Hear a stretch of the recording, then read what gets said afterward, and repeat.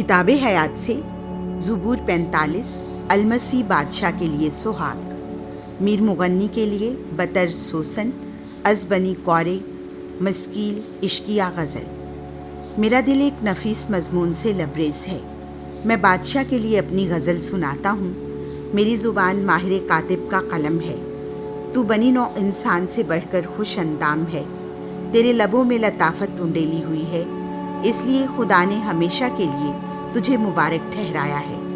اے جلیل القدر، تو اپنی تلوار کو یعنی اپنے جلال و جمال کو اپنی ران سے باندھ، حقیقت اور صداقت کی خاطر اقبال مندی سے سوار ہو، اور تیرا دست راست تجھے عجیب کام دکھائے۔ تیرے تیر تیز ہیں، قومیں تیرے ماتحت ہوتی ہیں، بادشاہ کے دشمن ہمت ہارتے ہیں۔ اے خدا، تیرا تخت عبدالآباد تک قائم ہے، تیری سلطنت کا عصا راستی کا عصا ہے۔ تو صداقت سے محبت اور شرارت سے نفرت رکھتا ہے، اس لیے تیرے خدا نے شادمانی کے تیل سے تجھے تیرے ہمدستوں کی نسبت زیادہ مسا کیا۔ تیرے لباس مر اور عود اور تج سے خوشبودار ہیں، آج کے ایوانوں سے تاردار سازوں کی آواز تجھے خوشی دلاتی ہے۔ شاہوں کی بیٹیاں تیرا استقبال کرتی ہیں، ملکہ تیرے دہنے ہاتھ اور فیر کے سونے سے مزین کھڑی ہے۔ اے بیٹی سن، غور کر کے کان لگا، اپنی قوم اور اپنے باپ کا گھر بھول جا، اور بادشاہ تیرے حسن کا مشتاق ہوگا۔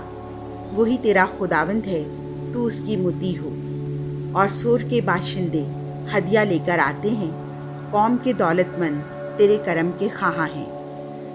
شہزادی سرتاپا حسن افروز داخل ہوتی ہے، اس کا لباس زربفت کا ہے، وہ منقش لباس میں بادشاہ کے حضور لائی جاتی ہے۔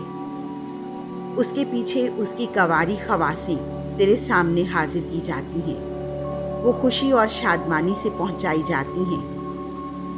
وہ شاہی محل میں داخل ہوتی ہیں، تیرے بیٹے تیرے آبا کے جانشین ہوں گے، تو انہیں روئے زمین پر سردار مقرر کرے گا۔ میں تیرے نام کی یاد پشت در پشت قائم رکھوں گا، اس لیے امتیں عبدالآباد تک تیری تعریف کریں گی۔ آمین۔